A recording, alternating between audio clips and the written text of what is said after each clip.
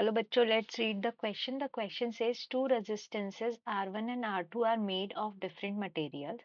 The temperature coefficient of material of R1 is alpha and that of material of R2 is minus b. The resistance of series combination of R1 and R2 will not change with temperature if R1 by R2 equals. तो हमें दो resistances दिए हुए हैं जिनका हमारे को temperature coefficient given है और ये बोला गया है कि इन ये दोनों रेजिस्टेंस का जो सीरीज कॉम्बिनेशन होता है वो टेम्परेचर पर डिपेंड नहीं करेगा, विद टेम्परेचर चेंज नहीं करेगा। तो R1 और R2 का रेशियो क्या होगा? तो इस क्वेश्चन में जो हम की कॉन्सेप्ट यूज कर रहे हैं that is R1 plus R2 क्योंकि सीरीज कॉम्बिनेशन है, ये क्या है हमारा कांस्टेंट है, that is it does not depend on temperature. ठीक है, अब हमें पता है R1 को हम कैसे लिख सकते हैं, R1 is equals to R0 multiplied by का टेम्परेचर कोफिशिएंट क्या है प्लस अल्फा, तो R0 plus alpha del T ये हो गया हमारा R1 और R2 क्या हो जाएगा R0 1 minus beta del T. ठीक है, क्योंकि हमारे टेम्परेचर कोफिशिएंट हमको गिवन थे, R1 का अल्फा था और R2 का माइनस बीटा था। देयरफॉर अगर इनका सीरीज कॉम्बिनेशन हम देखते हैं R1 plus R2 is equals to ये क्या हो जाएगा R0 1 plus alpha del T plus R0 1 minus beta del T. ठीक है, इसको सॉल्व करेंगे तो ये क्या हो जाएगा R0 plus alpha R0 del T plus R0 minus beta R0 del T. ठीक है, यहाँ से लिख सकते हैं 2R0 plus alpha R0 minus beta R0 del T.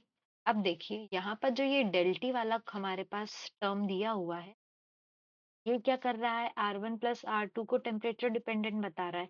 हमारे को क्या मालूम है कि ये कांस्टेंट है, तो हमारा ये टर्म जो हो ये क्या होना चाहिए इक्वल टू 0, तभी हमारा जो सीरीज कॉम्बिनेशन है वो क्या हो पाएगा टेम्परेचर इंडिपेंडेंट हो पाएगा।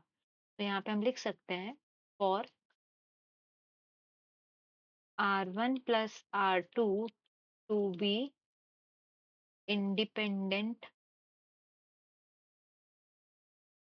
temperature alpha R0 minus beta R0। और यहाँ पर देखिए सर ये जो है R0 1 हो जाएगा, इस ये दोनों मटेरियल का अलग अलग रहेगा, ये R0 1 ये R0 2 रहेगा, तो हम इसलिए ऐड नहीं करेंगे, कट कर देते हैं। ये हो जाएगा हमारा R0 1 प्लस R0। ठीक है, तो यहाँ से ये क्या आ गया R0 1 R0 2, ये भी R0 1 है ना R0 1 R0, तो ये क्या हो जाएगा 0 हो जाएगा।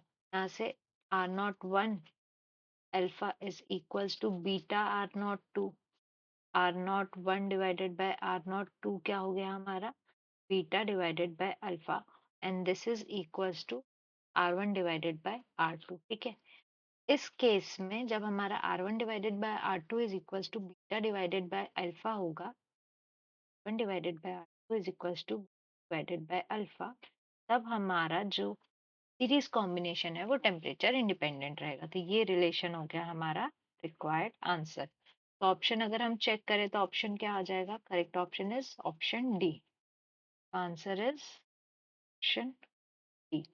I hope you understood the question well, best of luck.